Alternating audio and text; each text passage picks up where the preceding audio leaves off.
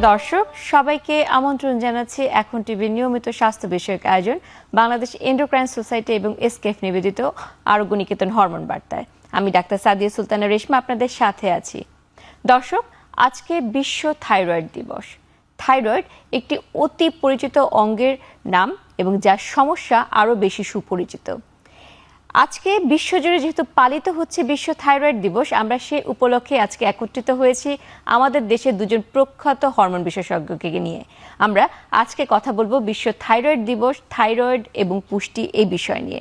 এবং কথা বলতে আমাদের সাথে উপস্থিত আছেন ডাক্তার শাহজাদা সেলিম, সহযোগী অধ্যাপক, এন্ডোক্রাইনোলজি বিভাগ, বাংলাদেশ মেডিকেল বিশ্ববিদ্যালয়।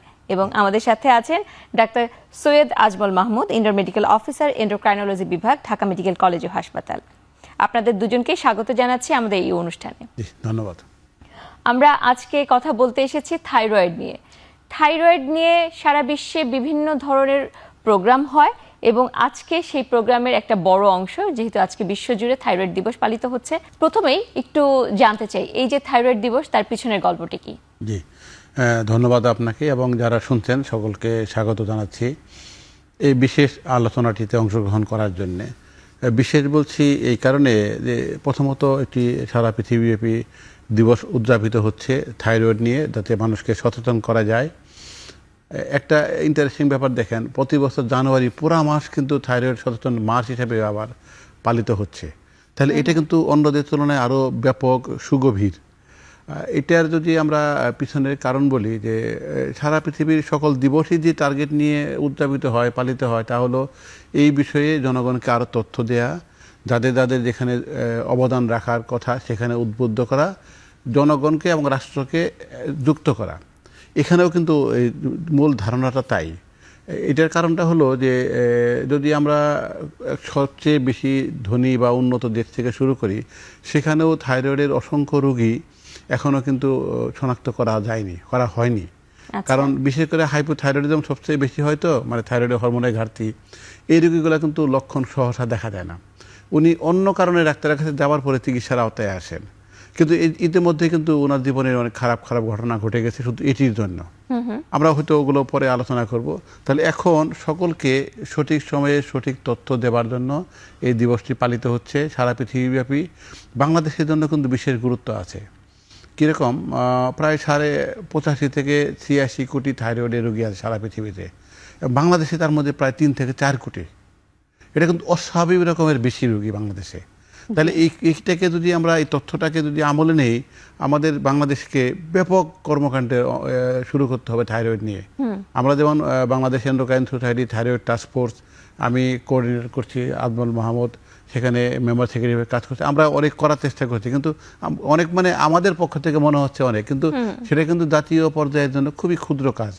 তাহলে এখানেই কিন্তু আমরা যদি এই দিবসের গুরুত্ব বা বিশেষ আলোচনা বলি, যে আমাদের এই যদি চিকিৎসক গ্রুপ বলি, হরমোন বিশেষজ্ঞগণ, গাইনি ডাক্তাররা সবচেয়ে বেশি আমাদের কাছাকাছি এই বিষয়ে অবদান রাখতে পারেন।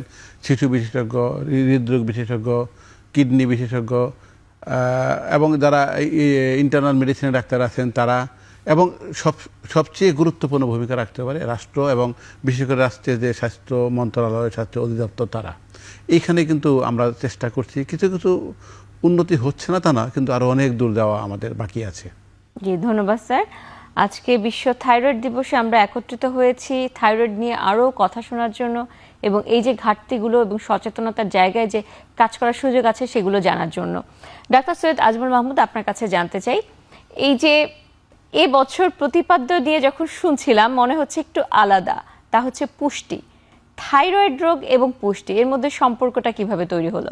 এবারের ওয়ার্ল্ড থাইরয়েড ডে 2026, এবারের থিম ছিল থাইরয়েড অ্যান্ড নিউট্রিশন, যার বাংলা দাঁড়ায় থাইরয়েড ও পুষ্টি। এটি খুবই গুরুত্বপূর্ণ একটি বিষয়। সাধারণত সঠিক পুষ্টির মাধ্যমেই থাইরয়েড নিয়ন্ত্রণে গুরুত্বপূর্ণ ভূমিকা রাখা সম্ভব।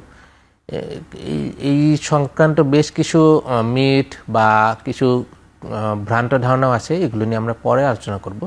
কিন্তু প্রাথমিকভাবে বলতে গেলে থাইরয়েড হরমোন সঠিকভাবে কাজ করার জন্য, সঠিকভাবে তৈরি হওয়ার জন্য বেশ কয়েকটি মাইক্রোমিনারেল জরুরি।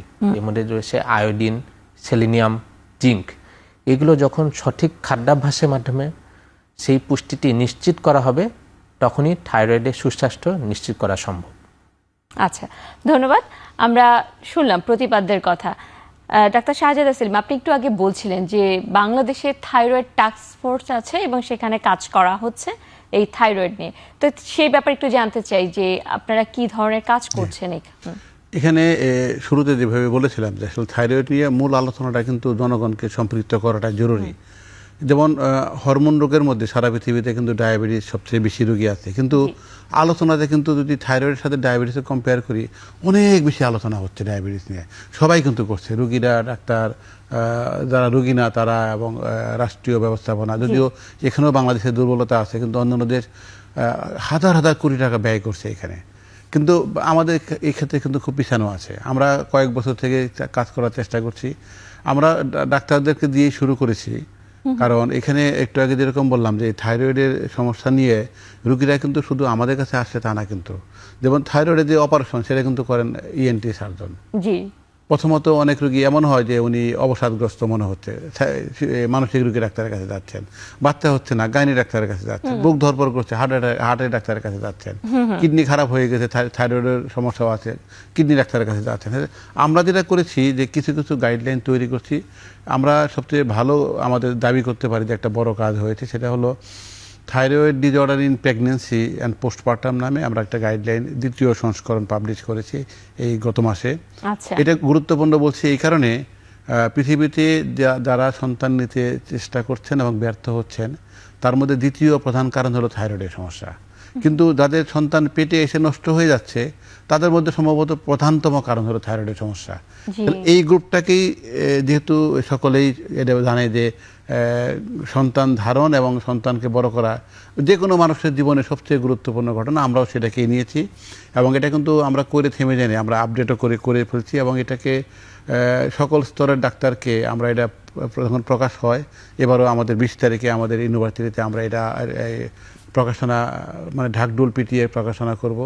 সকল ডাক্তারকে এখানে জানাবার চেষ্টা করছি, তাদেরকে সফট কপি, প্রিন্ট কপি পাঠিয়ে দেওয়ার চেষ্টা করছি। এবং আমরা আর একটু গর্বের সাথে বলতে চাই, স্বাস্থ্য অধিদপ্তর যেটি আসলে স্বাস্থ্যের কর্মকাণ্ডের ফিল্ড লেভেল পর্যন্ত সবচেয়ে বেশি নিয়ন্ত্রণ করে, আর নীতি নির্ধারণী বাকিটা মন্ত্রণালয় করে।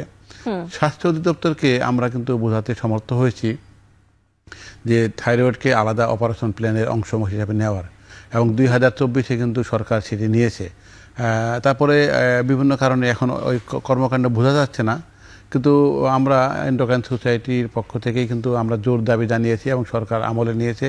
যেহেতু অপারেশন প্ল্যানে ঢুকে গিয়েছে, কাজ এখন চলতেই থাকবে, যেই থাকুক, আমি থাকি উনি থাকি, যেই থাকুক, কাজ চলতে থাকবে। এটা একটা বড় ঘটনা ঘটেছে, কারণ যে কোনো রাষ্ট্রীয় কর্মকাণ্ডের জন্য প্রথমে নৈতিক স্বীকৃতি, দ্বিতীয়ত টাকা বরাদ্দ। অপারেশন প্ল্যান হয়ে গেছে মানে এটি কিন্তু এখন দুইটাই হয়ে গেছে, টাকাটা আসলেই কাজ শুরু হয়ে যাবে এবং সরকারের পলিসি তৈরি করবেন। আমরা যারা আছি, অন্যান্য বিশেষজ্ঞ যারা সম্পৃক্ত, তারাও এখানে মতামত দিবেন। একই সাথে কিন্তু যেমন আজকের যে অনুষ্ঠানটা, আমরা একদম তৃণমূলে পৌঁছে যাচ্ছি, জনগণকে টার্গেট করে, যে তাকেও কিন্তু দায়িত্ব নিতে হবে। যেমন এই পুষ্টির কথায় যদি বলি, আজমল যেটি বললেন যে বাংলাদেশে কিন্তু সবাই জানে যে আয়োডিনের ঘাটতির সাথে থাইরয়েডের সমস্যা জড়িত, এবং এটাকে এত বেশি সুগভীর ছিল যে 1993 সনে ইউনিসেফ বাংলাদেশ সরকারকে টাকা দিয়ে একটা প্রকল্প চালু করে, তার নাম হলো ইউনিভার্সাল সল্ট আয়োডিনেশন প্রোগ্রাম।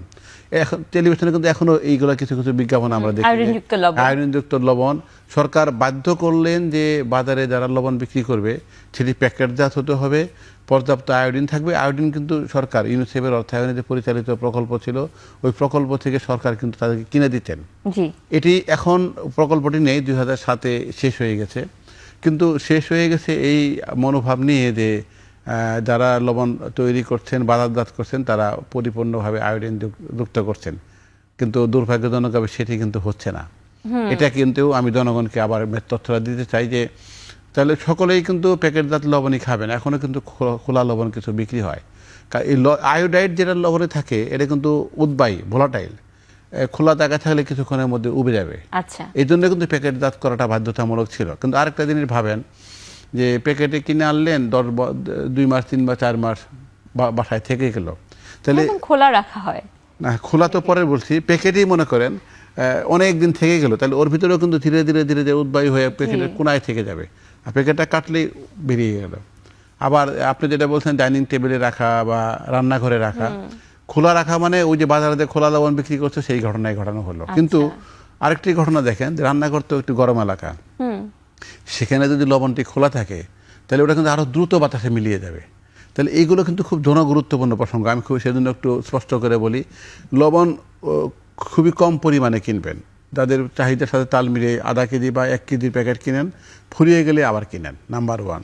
নাম্বার 2, বাসায় যেভাবেই রাখেন সেটা অবশ্যই এয়ার টাইট বয়ামে রাখতে হবে, কোনোভাবে খোলা রাখা যাবে না। নাম্বার 3, তরকারিতে যে লবণ দিবেন সেটি হবে তরকারির সব শেষ উপাদান, কারণ যত আগে দিবে তত বেশি মিলিয়ে যাওয়ার সম্ভাবনা আছে। এখন এইটা বলার একটা ঝুঁকি আছে, অনেকেই খালি ভাবেন যে তাহলে আমাকে লবণ প্রচুর খেতে হবে, কিন্তু লবণ কিন্তু উচ্চ রক্তচাপের অন্যতম প্রধান কারণ, এবং বাংলাদেশের জন্য অবশ্যই প্রধান কারণ।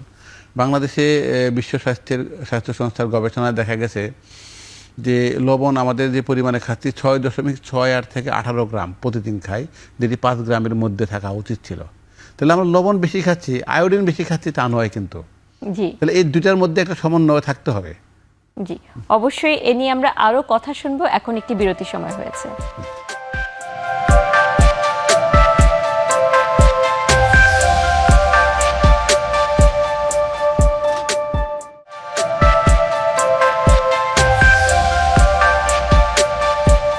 বিরতির পর আবারও আমন্ত্রণ জানাচ্ছি এখন টিভির নিয়মিত স্বাস্থ্য বিষয়ক আয়োজন আরোগ্য নিকেতন হরমোন বার্তায়। আজকে আমরা কথা বলছি বিশ্ব থাইরয়েড দিবস উপলক্ষে বিশেষ আলোচনা অনুষ্ঠানে, যেখানে আমাদের থাইরয়েডের সাথে পুষ্টির সম্পর্কে একটু একটু করে জানছি। ডক্টর সৈয়দ আজমল মাহমুদ, আমরা থাইরয়েডের বিভিন্ন সমস্যাগুলোর গুরুত্ব বুঝতে পারছি, কিন্তু থাইরয়েড কি কি সমস্যা করে সেই ব্যাপারে একটু আপনার কাছে জানতে চাই। আমাদের এই যে থাইরয়েড গ্রন্থি, এটা আমাদের গলার সামনে প্রজাপতির মতো একটা গ্রন্থি। এখান থেকে কয়েকটি গুরুত্বপূর্ণ হরমোন তৈরি হয়, যেমন T3, T4। সুতরাং থাইরয়েডের রোগগুলো সাধারণত প্রধানত দুই ধরনের হয়ে থাকে। একটা, এই হরমোনটা যখন কম তৈরি হয়ে থাকে যেটাকে বলা হয়ে থাকে হাইপোথাইরয়েডিজম, আর যখন এই হরমোনটা কোনো কারণে বেশি তৈরি হয়ে থাকে যাকে বলা হয়ে থাকে হাইপারথাইরয়েডিজম। এছাড়াও কিছু রোগ রয়েছে, যেমন থাইরয়েডের ক্যান্সার, থাইরয়েডের গুটি, থাইরয়েড নোডিউল যেটাকে বলা হয়ে থাকে। এগুলোর মধ্যে প্রধানত হাইপোথাইরয়েডিজম অর্থাৎ থাইরয়েড হরমোনের ঘাটতি, এই রোগটি সাধারণত মানুষের মাঝে বেশি হয়ে থাকে, এবং এটি প্রকোপটিও বেশি।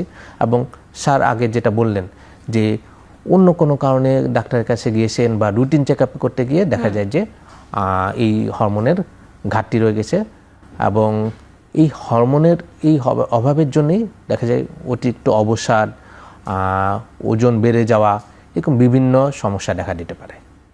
ধন্যবাদ। একটু আগে আমরা শুনছিলাম যে থাইরয়েডের সমস্যাগুলোর ক্ষেত্রে সাধারণত দেখা যায় যে অন্যান্য যারা বিশেষজ্ঞ আছে তাদের কাছ থেকেই সমস্যাটি ধরা পড়ে এবং চিকিৎসা চলে।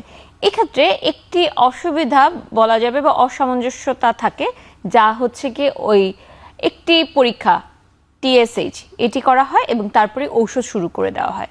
এই ব্যাপারটা আপনি কি মনে করেন যে সঠিক পদ্ধতি কিনা?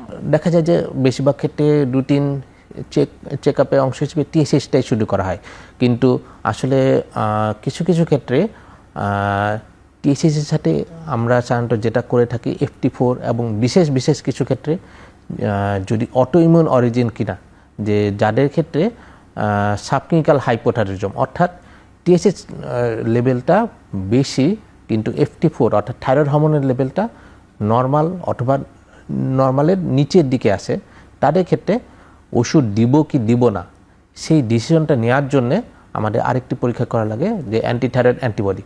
সেগুলো আসলে করা হয়ে থাকে না, বা দেখা যায় না করেই শুরু করা হয়ে থাকে ওষুধ, অথবা যখন ওষুধ শুরু করা হয় যেটা প্রয়োজনীয় মাত্রার তুলনায় বেশি শুরু করা হয়ে থাকে। এইসব কিছু সমস্যা আমাদের প্রায়শই পড়তে হয়।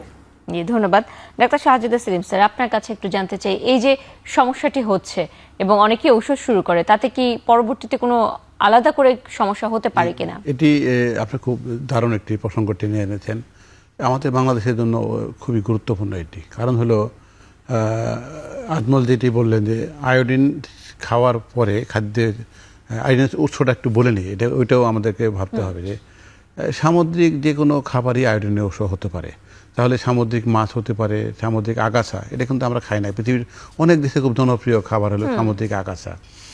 আর আমরা যেটা করি যে সমুদ্র থেকে যে লবণ পাই, লবণ থেকে আয়োডিন পাচ্ছি, কমার্শিয়ালি বাজারেও পাওয়া যাচ্ছে। আরও 2-3টা খাবারে পাওয়া যায়, বাদামে কিছুটা পাওয়া যেতে পারে, তারপরে টমেটোতে কিছুটা পাওয়া যেতে পারে। এখন এই আয়োডিনটা যখন আসছে তখন কিন্তু সেটা থাইরয়েড হরমোন তৈরি করছে। এই হরমোন কিন্তু TSH নয়, থাইরয়েডের হরমোন কিন্তু থাইরক্সিন, সেটি T4 এবং T3 হিসাবে থাকে।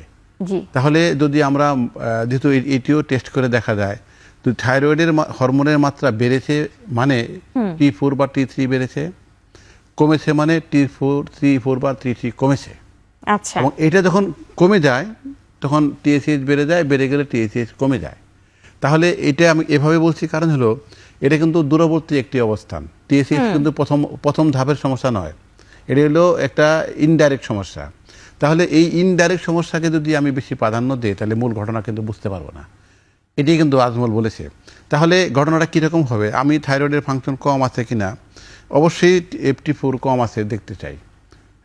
FT4 কম থাকলে TSH বেড়ে যাবে, সেটাও দেখতে চাই। আবার থাইরয়েডের হরমোনের ঘাটতি কাজ বেশি হচ্ছে মানে FT4 অথবা FT3 বেশি পরিমাণে আছে, যদি থাকে তাহলে TSH কমে গিয়েছে। এটাও বোঝাটা জরুরি, কারণ এখানে কিন্তু সবগুলো মিলবে না মানে শুধু একটা টেস্ট করে আমি একটা ভুল চিকিৎসার মধ্যে পড়ে যেতে পারি। তাহলে যদি আমি সকল জনগণ এবং অন্যান্য ডাক্তারকে যারা থাইরয়েডের রোগী দেখছেন কিন্তু হরমোন বিশেষজ্ঞ, তাদেরকে যদি দৃষ্টি আকর্ষণ করি, সেটি এমন হবে যে একটি টেস্ট করবেনই না। যদি করেন তাহলে FT4, যদি আপনার হাইপারথাইরয়েডিজম মনে হয় FT3ও করবেন, সাথে TSH করবেন। এবং কারণ বোঝার জন্য, যেমন এখনও আয়োডিন ডেফিসিয়েন্সির কারণে হাইপোথাইরয়েডিজম, সেটা এখনও বড় কারণ, কিন্তু ক্রমশ অটো ইমিউন যেটি আজমল বলেছে অ্যান্টিবডি থাকবে, এটি কিন্তু আরও বেশি বেশি করে তৈরি হচ্ছে।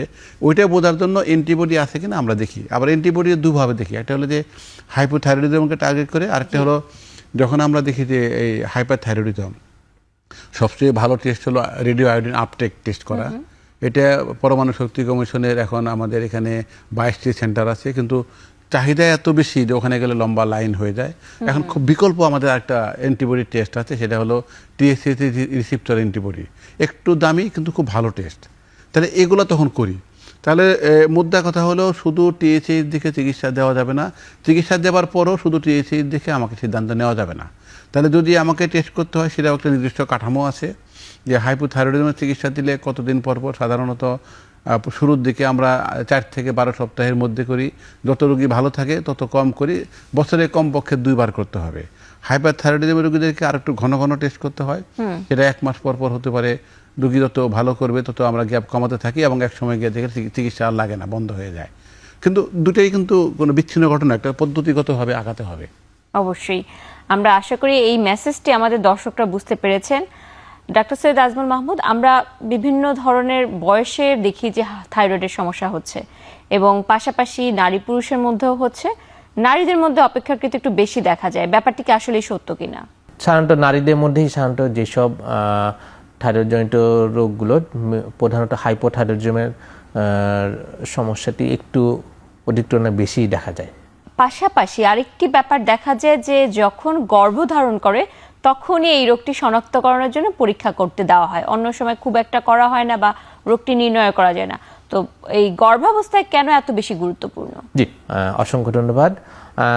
স্যার আগেও যেটা বললেন যে সাবফার্টিলিটি, অর্থাৎ যে বন্ধ্যাত্ব বা বাচ্চা না হওয়ার অন্যতম একটি প্রধান কারণ কিন্তু এরকম থাইরয়েডের সমস্যা। সেই ক্ষেত্রে সাধারণত থাইরয়েড পরীক্ষাটি রুটিন চেক আপ হিসেবেই তখন করা হয় এবং বেশিরভাগ ক্ষেত্রে দেখা যায় যে তাদের ক্ষেত্রে থাইরয়েড হরমোনের মাত্রা, অর্থাৎ TSH FT4 করলে TSH এর মাত্রাটি যেরকম থাকার কথা তার তুলনায় অতিরিক্ত একটু বেশি থাকে। সেক্ষেত্রে যিনি থাইরয়েডের ওষুধ খেয়ে থাকেন বা আগে থেকে খাচ্ছেন, অথবা সাবক্লিনিক্যাল হাইপো, অর্থাৎ TSH আগে থেকে বেশি এবং হলো গিয়ে FT4 নর্মাল থাকলেও অ্যান্টিবডি পজিটিভ, তাদের ক্ষেত্রে থাইরয়েড চিকিৎসা শুরু করে TSH এর মাত্রাটি একটু কমিয়ে আনা হয়, যাতে পরবর্তীতে প্রেগনেন্সিতে কোনো সমস্যা না হয়। তো সেক্ষেত্রে যদি কেউ ওষুধ গ্রহণ না করে বা চিকিৎসা গ্রহণ না করে, তাহলে কি কোনো সমস্যা হতে পারে সেটা মায়ের বা বাচ্চার? জি অবশ্যই। যদি সেক্ষেত্রে উনি একজন গর্ভাবস্থায় যদি থাইরয়েডের সমস্যা থাকে, এটি কিন্তু শিশুর অর্থাৎ ফিটাসের মানসিক বিকাশের জন্য খুবই জরুরি। যদি মায়ের গর্ভাবস্থায় হাইপোথাইরয়েডিজম বা যদি প্রকট মাত্রায় থাকে, সেক্ষেত্রে দেখা যেতে পারে যে শিশুর বুদ্ধিবৃত্তিক বিকাশটি ব্যাহত হতে পারে এবং মায়েরও বিভিন্ন ধরনের সমস্যা দেখা যেতে পারে। তার প্রেগনেন্সি কমপ্লিকেশন বাড়তে পারে, তার প্রি এক্লাম্পসিয়া অর্থাৎ খিঁচুনি, প্রেশার এগুলো বাড়তে পারে, ডেলিভারিতে সমস্যা হতে পারে। জি, আর যদি কারো ক্ষেত্রে দেখা যায় যে থাইরয়েডের সে ওষুধ গ্রহণ করছে নিয়মিত বা মাঝে মাঝে তার ওষুধের ঘাটতি হচ্ছে, সেক্ষেত্রে কি কোনো রকম গর্ভধারণের মধ্যেই বা এই গর্ভাবস্থার মধ্যে কোনো জটিলতা আলাদা করে হতে পারে? জি, আমি যেগুলো বললাম এগুলো হতে পারে, সাথে গর্ভপাতও হয়ে যেতে পারে, এরকম অনেক সমস্যাই হতে পারে। আমাদের টার্গেট থাকতে হবে যে গর্ভাবস্থায় যিনি থাইরয়েড হরমোন খাচ্ছেন, টিএসএইচ এর লেভেল 2.5 থেকে 3-এর নিচে থাকতে হবে। এটি সাধারণত ট্রাইমেস্টার অর্থাৎ প্রথম ট্রাইমেস্টার, সেকেন্ড ট্রাইমেস্টার, থার্ড ট্রাইমেস্টারে এক এক রকম, এবং অবশ্যই হরমোন বিশেষজ্ঞের তত্ত্বাবধানে থেকে চিকিৎসাটি করা প্রয়োজন। তার মানে যে স্বাভাবিক অবস্থায় যেই মাত্রা তার সাথে কি একই রকম কিনা এটি? একটু সেক্ষেত্রে আমাদের টার্গেটটা একটু কমানো থাকে। আচ্ছা, ধন্যবাদ। আমরা যেটা শুনছিলাম যে গর্ভাবস্থায় খুব বেশি প্রয়োজনীয় একটি সমস্যার সমাধান করার দরকার যেখানে, সেটি হচ্ছে এই থাইরয়েডের সমস্যা। পাশাপাশি এই যে এই রোগটি হচ্ছে, কখনো শুনি হাইপোথাইরয়েড, কখনো শুনি হাইপার থাইরয়েড, তো দুটির মধ্যে কি লক্ষণগত কোনো পার্থক্য আছে কিনা ডাক্তার? আমি আগের রেস ধরে একটু বলি, এটা সবচেয়ে গুরুত্বপূর্ণ, যেহেতু আমরা বললাম যে আমরা গাইডলাইনটা কিন্তু এখানেই আমরা করেছি যে প্রেগনেন্সির ক্ষেত্রে। এখানে আমি কয়েকটা খুব গুরুত্বপূর্ণ তথ্য দিতে চাই, শেষ থেকে শুরু করি। আমরা সরকারকে নীতিগতভাবে বোঝাতে সমর্থ হয়েছি, যদিও ব্যাপারটা কার্যকলাপে পরিণত করা যায়নি, কারণ একটু ব্যয়বহুল। সেটি হলো বাংলাদেশের যত দম্পতি সন্তান নিতে চেষ্টা করবেন, সকলেই বাধ্যতামূলকভাবে থাইরয়েড হরমোনের টেস্ট করবেন, মানে ইউনিভার্সাল স্ক্রিনিং। সরকারও নীতিগতভাবে মেনে নিয়েছে, কিন্তু এটা একদম প্রত্যন্ত অঞ্চলে করা সম্ভব নয়, সেজন্য একদম পুরাপুরি কার্যকরণ করতে একটু সময় লাগবে, কিন্তু নীতিগতভাবে মেনে নিয়েছে। আপনি যেটি বললেন একটু আগে যে গর্ভধারণের সাথে সম্পর্ক। আরেকটি ব্যাপার হলো মহিলারা কেন আক্রান্ত।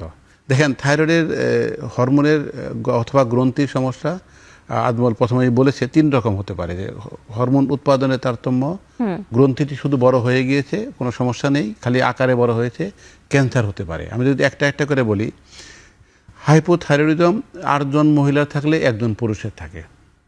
আচ্ছা। হাইপার থাইরয়েডিজম 3 জন মহিলা থাকলে 1 জন পুরুষের থাকে। ক্যান্সার, থাইরয়েডের ক্যান্সার 2 জন মহিলা থাকলে 1 জন পুরুষের থাকে। তাহলে আমরা অনেক সময় রসিকতা করে বলি যে থাইরয়েডের সমস্যাগুলো মহিলাদেরকে খুব বেশি ভালোবাসে, কিন্তু এটা কিন্তু খুবই আমাদের পাবলিক হেলথ, জনস্বাস্থ্যের জন্য খুব গুরুত্বপূর্ণ তথ্য। কারণ সন্তান নেওয়া, সন্তান ধারণ করা, এবং সবচেয়ে বাংলাদেশের জন্য মানে মারাত্মকভাবে, এটা মারাত্মকই বলছি, মারাত্মক গুরুত্বপূর্ণ যে বাংলাদেশ পৃথিবীতে সবচেয়ে কম মেধা সম্পন্ন মানুষের দেশ। আইকিউ গড় 72 মাত্র। জি, পৃথিবীতে 70-এর নিচে মানুষের আইকিউ হতে পারে না, আমরা তার একটু উপরে। এবং এইখানেই কিন্তু হাইপোথাইরয়েডিজম, আয়োডিনের ঘাটতি ধাক্কা দিচ্ছে আমাদের। তাহলে এটা কিন্তু বিশাল বড় একটা ইস্যু আমাদের, এবং এখানে কিন্তু গর্ভধারণের সময়ের আগে থেকেই কাজ করতে হবে আমাদেরকে। তাহলে যিনি গর্ভধারণ করবেন, ভদ্র মহিলাকে তার থাইরয়েড ফাংশন দেখতে হবে, আয়োডিন কেমন আছে দেখতে হবে, ঘাটতি থাকলে পূরণ করতে হবে, তারপরে উনি গর্ভধারণ করবেন, নাম্বার 1। যারা আপনি একটু আগে যে প্রশ্ন করেছেন, যারা ওষুধ খাচ্ছে, এখন গর্ভধারণ করেছেন, এটা সাধারণ একটা হলো পলিসি হলো যে উনি যে পরিমাণ থাইরয়েডের ওষুধ খাচ্ছিলেন, থাইরক্সিন, গর্ভধারণ করার সাথে সাথে টেস্ট না করেই এটা প্রায় 120 থেকে 130% বানিয়ে ফেলা হবে।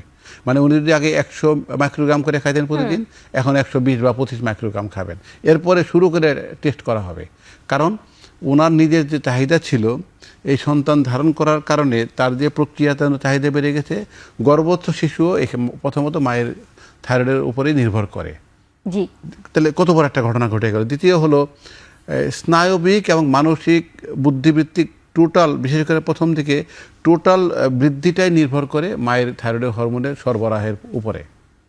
তাহলে আমরা যদি মেধাবী জাতি চাই, প্রাপ্তবয়স্ক বা আরও পরে বয়স্কদের মধ্যে মেধা থাকবে, তাহলে উনি যখন মায়ের পেটে ছিলেন তখন থাইরয়েড হরমোনের পর্যাপ্ততা নিশ্চিত করতে হবে। এখন দেখেন বাংলাদেশের চরিত্র দেখেন, আমরা আমাদের ইউনিভার্সিটিতে একটা গবেষণা সম্পন্ন করে প্রকাশ করেছি, আপনি ইন্টারনেটে দেখতে পাবেন চাইলে। যারা আমাদের হাসপাতালে এবং সন্তান প্রসব করার জন্যই ভর্তি হয়েছেন গাইনি ডিপার্টমেন্টে, এবং এদের ধারণা আছে এদের থাইরয়েডের সমস্যা নাই, অথবা আগে কোনো এক সময় টেস্ট করেছিলেন, সমস্যা পান নাই, মানে গর্ভধারণে অনেক আগে কোনো এক সময় করেছিলেন। এই রুগীদেরকে আমরা 204 জন রুগীর উপর গবেষণা করে দেখেছি যে 8.4% হাইপোথাইরয়েডিজম ছিল। এবং এই যে দেশের রাজধানীতে সবচেয়ে বড় হাসপাতালে এই অবস্থা। তাহলে যদি আমরা একটা গ্রামাঞ্চলের মানে উপজেলা জেলা হাসপাতালের কথা ভাবি, যেখানে একদম প্রত্যন্ত অঞ্চলের খুব বেশি সচেতন নন এমন একটা দম্পতি বা এমন একজন ভদ্র মহিলা এসেছেন, তাদের মধ্যে নিশ্চয়ই বেশি। তাহলে এই যে সন্তান ধারণ করলেন, পরবর্তী সন্তানটির মেধার অবস্থা কী হবে, এটা কিন্তু অনুমেয়। তাহলে এখন সারা পৃথিবী কিন্তু নিশ্চিত করেছে তাদের দেশের জন্য মেধাবী এবং সুস্থ দেহের মানুষ চাই। এটা কিন্তু আমরা নিশ্চিত করতে পারছি না। খালি এই একটা জায়গাতে আমাদের বড় ঘাটতি। এটা হলেই মেধাবী এবং সুস্থ দেহের মানুষ দেশের কিন্তু রাতারাতি চেহারা পাল্টে দিতে পারে। অবশ্যই এ নিয়ে আমরা আরো কথা শুনবো, আবার একটি বিরতির সময় হয়েছে।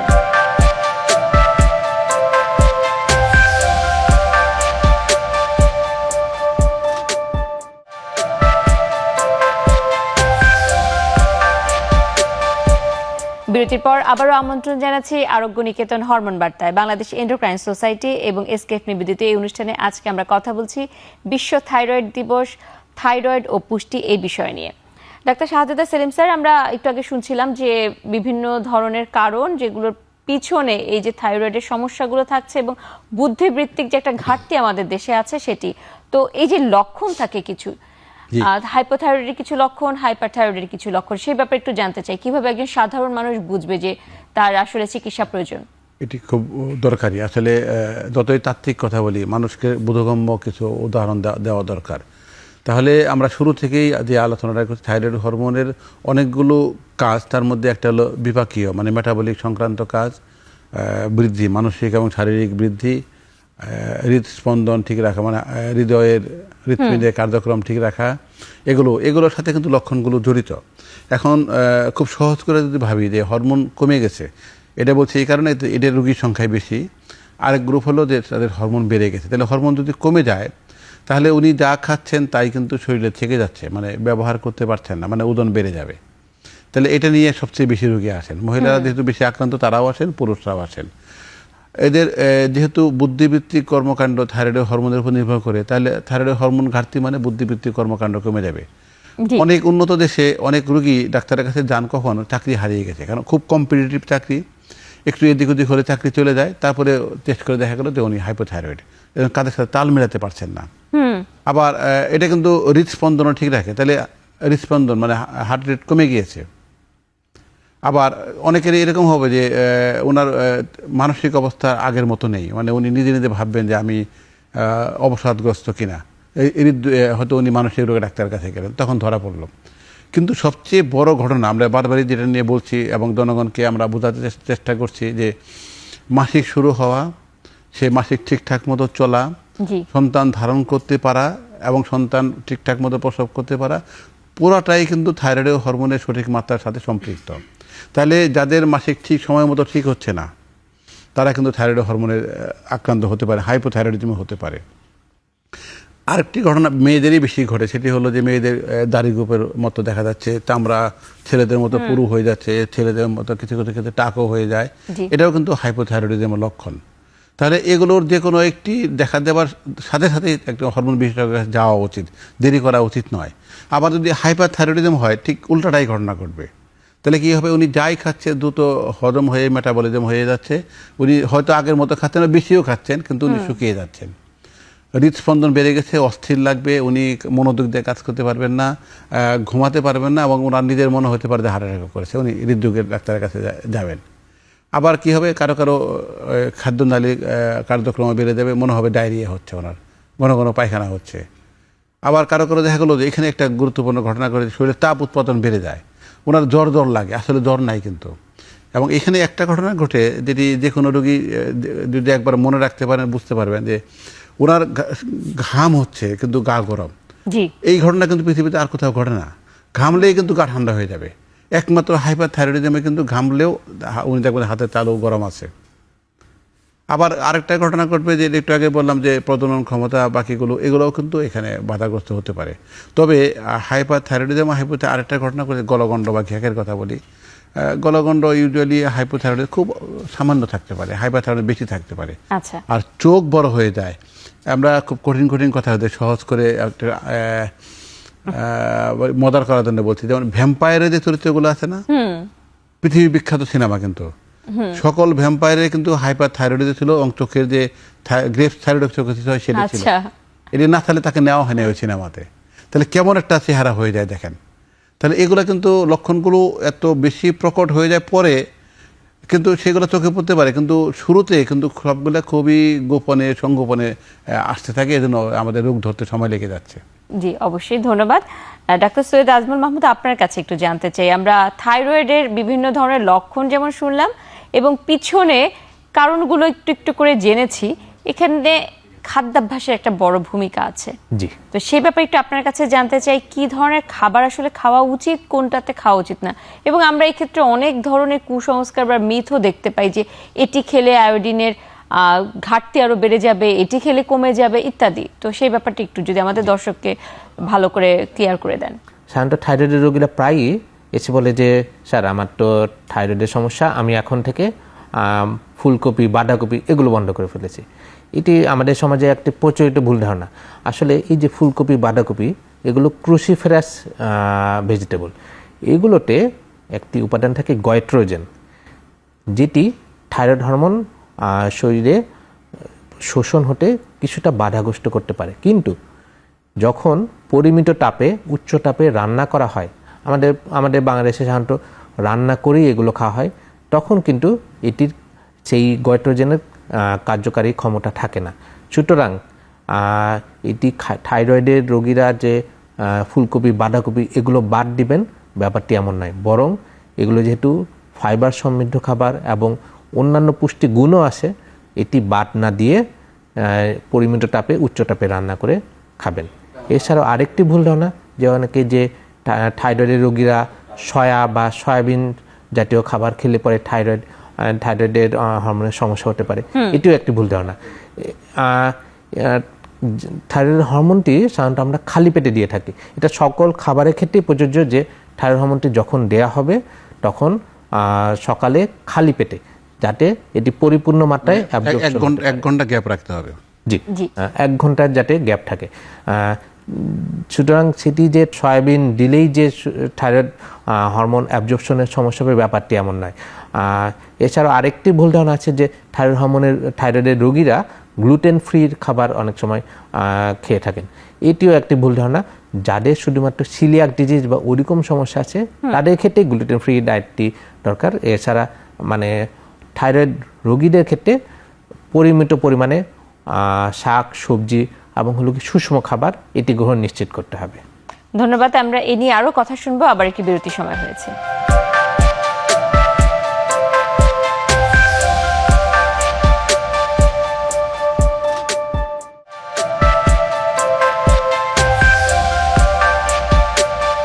বিরতির পর আবার আমন্ত্রণ জানাচ্ছি আরোগ্য নিকেতন হরমোন বার্তায়। আজকে আমরা কথা বলছি বিশ্ব থাইরয়েড দিবস উপলক্ষে থাইরয়েড এবং পুষ্টি এই বিষয় নিয়ে।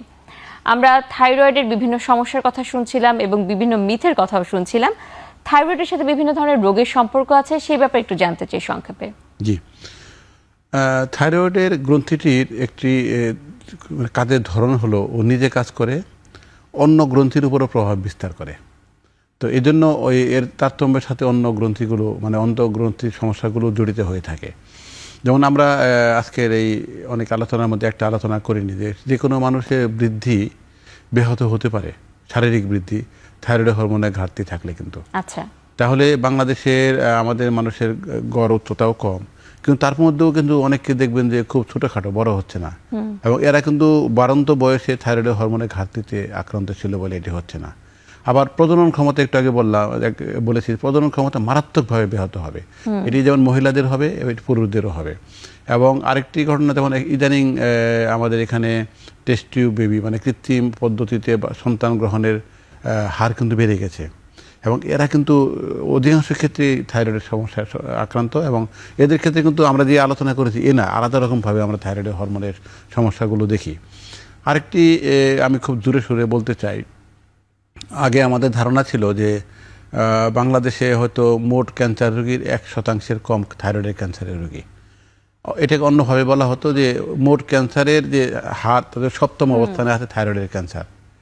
এইটা কিন্তু আমাদের দৃষ্টিভঙ্গি পাল্টাবার সময় এসেছে। একটা অনেক বড় গবেষণা হয়েছে আমাদের বাংলাদেশেই, আমাদের বিশ্ববিদ্যালয়ে। আমি খুব কৃতজ্ঞতা জানাচ্ছি অধ্যাপক ডাক্তার খালেকুজ্জামান এবং তার দলকে। ওনারা প্রায় 40 লক্ষ লোকের উপরে গবেষণাটি করে দেখেছেন থাইরয়েডের ক্যান্সার কিন্তু বাংলাদেশের দ্বিতীয় সবচেয়ে মানে সংখ্যার দিক থেকে দ্বিতীয় উপরের দিকে, সংখ্যা গরিষ্ঠদের মধ্যে দ্বিতীয় সংখ্যাগরিষ্ঠ ক্যান্সার। এবং এটি কিন্তু এখন ধারণা করা হচ্ছে যে মোট ক্যান্সারের 3% উপরে। তাহলে আমাদের কিন্তু এটি নড়ে চড়ে বসার দরকার আছে, কারণ ক্যান্সারের ভয়াবহতা তো আমরা জানি। কিন্তু এখানে একটা ভালো খবরও আছে যে থাইরয়েডের ক্যান্সার কিন্তু যদি ঠিকঠাক সময়ে ধরে ফেলে ঠিকঠাক চিকিৎসা করা যায়, তাহলে কিন্তু উনি যার ক্যান্সার হয় না তার মতোই জীবনযাপন করতে পারবেন। কিন্তু দেরি হয়ে যাওয়াটাই হলো বিপদ। তাহলে আমরা যদি দিবসকে কেন্দ্র করে আলোচনা করি, আমরা বাংলাদেশ এন্ডোক্রাইন সোসাইটি থাইরয়েড টাস্কফোর্সের পক্ষ থেকে আমরা বাঙালিকরণ করেছি থিমটি, সেটি হলো আপনার পুষ্টি আপনার থাইরয়েডের স্বাস্থ্য নিশ্চিত করতে পারে। আর থাইরয়েডের স্বাস্থ্য নিশ্চিত করা মানে আপনার স্বাস্থ্য নিশ্চিত হবে। এটি কিন্তু আমরা আলোচনাতে আজকে মোটামুটি এটি বোঝাতে হয়তো সমর্থ হয়েছি। আবার হৃদরোগের সাথে খুব ঘনিষ্ঠ সম্পর্ক রয়েছে, কিডনির কাজ করার সাথে খুব ঘনিষ্ঠ সম্পর্ক রয়ে গেছে, ত্বক চুল এগুলোর সাথে ঘনিষ্ঠ সম্পর্ক রয়ে গেছে, এবং মানসিক সুস্থতার সাথে খুব নিবিড় সম্পর্ক রয়ে গেছে। তাহলে আমরা যদি মোটা দাগে যে কোনো অঙ্গের অবস্থা ভালো রাখতে চাই, যে কোনো সিস্টেমের শারীরিক সিস্টেমকে ভালো রাখতে চাই, প্রজনন ক্ষমতা ঠিক রাখতে চাই, মেধা ঠিক রাখতে চাই, দৈহিক অবস্থা ঠিক রাখতে চাই, তাহলে থাইরয়েড সুস্বাস্থ্য অতি জরুরি আমাদের জন্য। অবশ্যই। আমরা কথা বলতে বলতে অনুষ্ঠানে একদম শেষ পর্যায়ে চলে এসেছি। ডাক্তার সৈয়দ আজমল মাহমুদ, আপনার কাছে আমাদের দর্শকের উদ্দেশ্যে মেসেজ শুনে নিতে চাই। জি, অসংখ্য ধন্যবাদ। এবারের যেই ওয়ার্ল্ড থাইরয়েড ডে 2026, এবারের থিম থাইরয়েড ও পুষ্টি। সুতরাং সঠিক পুষ্টি, খাদ্যাভ্যাস এবং জীবনযাপনের মাধ্যমে থাইরয়েড নিয়ন্ত্রণে রাখা সম্ভব। দর্শকদের উদ্দেশ্যে আহ্বান থাকবে যে আজকের আলোচনার মাধ্যমে যে থাইরয়েড সমস্যাগুলো কি এবং হলো কি কী কারণে হয়, এবং সঠিক পরিমাণে আয়োডিন সমৃদ্ধ খাবার গ্রহণের মাধ্যমে থাইরয়েডের রোগগুলো প্রতিরোধ করা সম্ভব। আপনাদের দুজনকে অসংখ্য ধন্যবাদ আপনাদের মূল্যবান সময় থেকে আমাদেরকে সময় দেওয়ার জন্য। ধন্যবাদ। প্রিয় দর্শক, আজকে এখানেই বিদায় নিচ্ছি। ভালো থাকুন, সুস্থ থাকুন এবং অবশ্যই এ ধরনের কোনো লক্ষণ প্রকাশিত হলে চিকিৎসকের পরামর্শ গ্রহণ করুন।